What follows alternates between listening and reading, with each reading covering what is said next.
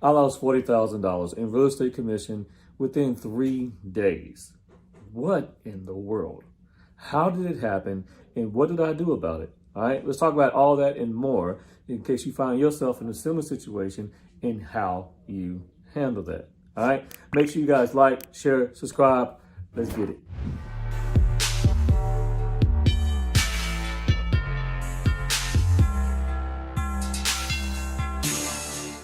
Hey guys, how you doing? This is Sascha Chatman here with Chatman Realty Group, and I'm an agent here in Fort Worth, Texas, and I run a team that serves all of DFW. Okay, I'm powered and brokered by EXP, so make sure you like, share, and subscribe. And here's the deal: $40,000 in real estate commission gone, disappeared inside 72 hours. Right? It felt like if it could go wrong, it went wrong, and it just went wrong again and again and again, and the hits just kept coming, and I was like, what in the world? So a couple things that happened with this. I was counting my money, and I was I was eating good, you know what I'm saying? It was back on that steak and that shrimp, all the hot dogs, and we started spending money before we got the money. So don't count your chickens before they hatch. So here's what happened, and I'm not gonna get too detailed with it, so to keep my client's privacy here, but you know, we had some situations in which I had a couple of deals where people lost their jobs, right? They got furloughed and laid off right before the end. You know, that is happening out there in COVID. So, you know, it depends what type of job and industry your client's in.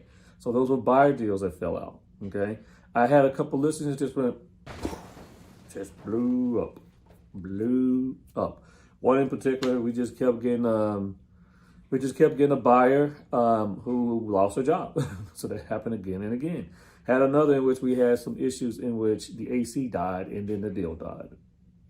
Yeah, because my client didn't want to see that the AC died, and it was 100 and hot. So that happens.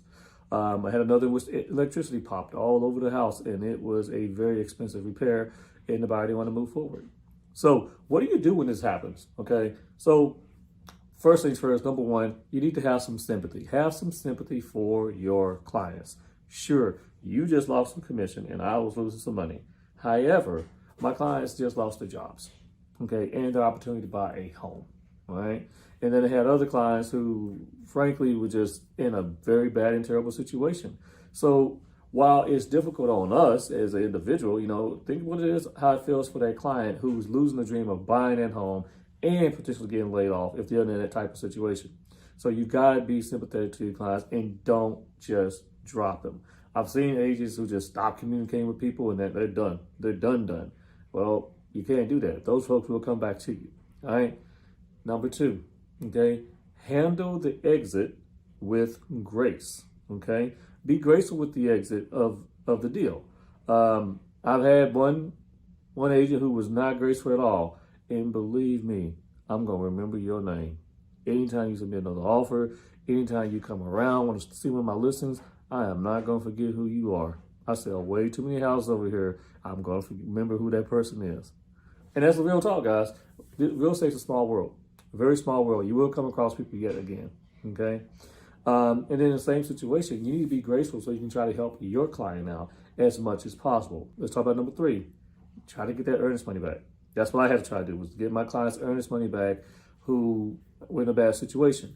And how I handled that situation was made sure I was going to be successful to get that earnest money back or not. And I'll just say this one thing about that. I don't know what the rules are in your particular state, but in my state, we have certain rules in our contracts. I'm sure you do too. Make sure you understand that and what position that you're in and what position that your clients are in, and leverage that, okay? No one wants to lose $2,000-$3,000, and that's a bad situation. No one wants to be in that situation, okay? So let's make sure you take care of that. So here's one real quick. So when it comes down to listings, keep selling the house the whole way through, okay? I take backup offers. I don't stop showing the home. I keep engaging clients, and I keep marketing for myself to pick up more buyers because deals are falling apart, and it's going to happen. So when one listing fell apart, we executed backup offer and was right back on it. I had another one fell apart. I had to find a buyer myself, okay? So keep selling that home just in case something goes bad. You need to do that, okay? Since we're talking about listings, here's the big one. Fix the problem. Fix the problem. you as an agent, it's the time to go ahead and have that conversation. I had very difficult conversations with my sellers when that house was not working out and it had those particular issues in it. And my seller didn't want to hear that. Hey, no one's buying that problem. Okay. We already talked about this, the big five: roof, foundation, plumbing, electrical, AC. No one is buying a house that has major problems with those issues.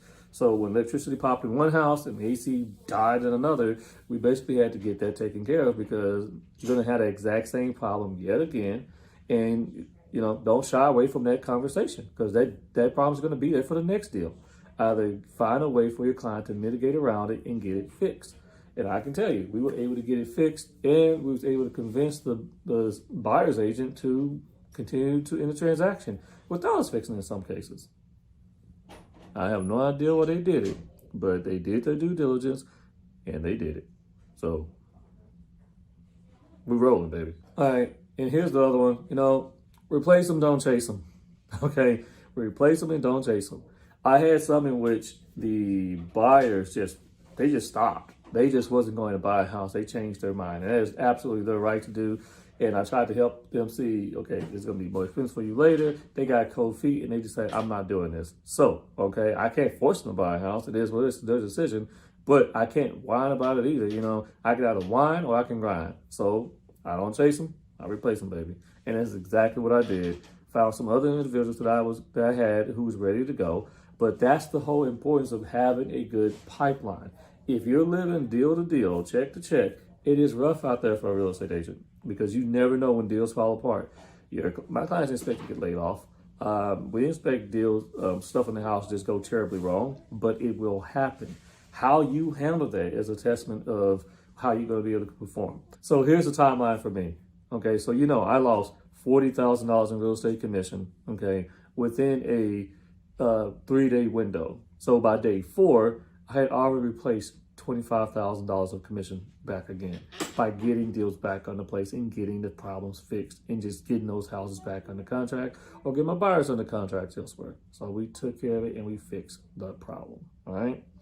Okay. So by day 5, I had fully replaced the whole thing. Okay. But let me tell you, it was some stressful days. It was some stressful days, but it could have been more stressful if I wasn't continuing to sell those homes, et cetera, et cetera. So I hope this video was helpful for you guys. I want to just share this one with you. Like, what do you do when stuff just goes inevitably wrong and there's nothing that you can do about it? All right. If you're going through something very similar and you have deals that are falling apart, give me a call. I'll be more than happy to talk it out with you, see if I can help and guide you through or what it is that you can do. You need to see possibilities of how you take care of this. All right. You got my number down below. You also can schedule a chat session with me any point in time. You want to talk a little bit more about your real estate processes, what's going on, technology, or if you're just curious about getting to EXP or want to know more about EXP, I'd be more than happy to chat it up with you. Make sure you guys like, share, subscribe. You guys be easy out there. Peace.